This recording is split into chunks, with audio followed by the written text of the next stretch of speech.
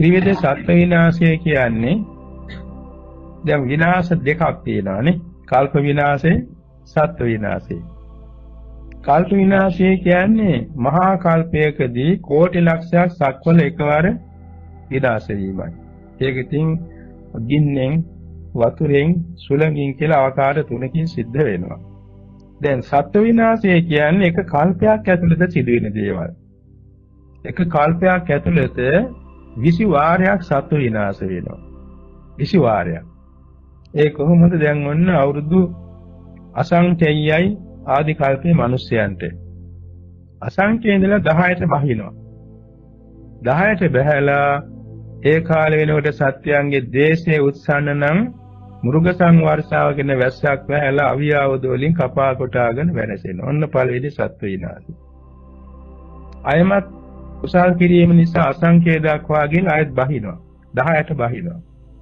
ඒ දහස වර්ෂ කාලයේදී මිනිසයන්ගේ හිතේ ලෝභ උත්සන්න අකුසල් වැඩි නම් ඒ හේතුන් දුර්භික්ෂ හේතු කොටගෙන දුර්භික්ෂයෙන් සත්ත්ව විනාශ වෙනවා. ඒක දෙවෙනි එක. ආයත් අසංඛ්‍ය දක්වා අවශ්‍ය වැඩි වෙලා ආයත් බහිනවා 10ට. ඒ 10ට බහින කාලේ මෝහ උත්සන්න අකුසල් නම් බහුල වුණේ රෝගාන්තක් කල්පය කියලා වසංගත රෝග වලින් සත්ත්ව විනාශ වෙනවා.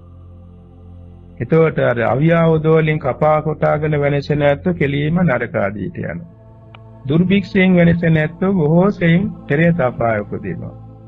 ආහාර තෘෂ්ණාව නිසා. රෝගාන්තර කල්පයෙන් රෝගාබාධ වලින් මැරෙන ඇතැම් අය සුගතියට යනවා. වැඩි දෙනා. සමහර විසින් දුගතියටත් යනවා. ඒ කියන ශස්ත්‍රාන්තක් කල්පය, දුර්භික්ෂාන්තක් කල්පය, රෝගාන්තක් කල්පය කියලා අන්තර කල්ප ක්‍රම තුනක් තියෙනවා. ඒ තුනෙන් සත්‍යයන්ගේ විනාශ වෙන ආකාර තුන නිසා එකට කියනවා ත්‍රිවිධ සත්ත්ව විනාශය. ත්‍රිවිධ සත්ත්ව විනාශය. මේවට අහු වුණොත් ඉතින් බොහෝ සෙයින් දුකටම පහවත් වෙනවා. මොකද දසවර්ෂ කාලේ මිනිස්යන්ගේ පිනක් දහමක් මෙලෝ දෙයක් නැහැ. පංචශීලයක් නැහැ, තිසරණයක් නැහැ, මවෙක් නැහැ, පියෙක් නැහැ, සහෝදර සහෝදරියෙක් නැහැ. ඒ වගේම ගුණ ධර්ම කියන්නේ අහස පොළොව වාගේ ඈතයි. ඒ කාලේ අගුණ ධර්මමයි තියෙන තිරිසන් සතුන් වාගේ. ඌර වාගේ මේ එළුව බැටළුව හරක් වාගේ තමයි පුජ්‍යලෝ ජීවත් වෙන්නේ. නුවණක් නැහැ, ආයු වර්ණ සැප බල ඥාන ඔක්කොම පිරිහිලා. ඉතින් ඒ තත්ත්වය ආවම අපට කුසල් කරගන්න ලැබෙන්නේ නැති නිසා අපි පතන්න ඕනේ අපට මේ විදිහේ ත්‍රිවිධ සත්ත්ව විනාශයකටපත් නොවි කුසල් කරගන්න නිවන් මාර්ග යන්න සුදුසු තැනක්ම ලැබේවා කියලා.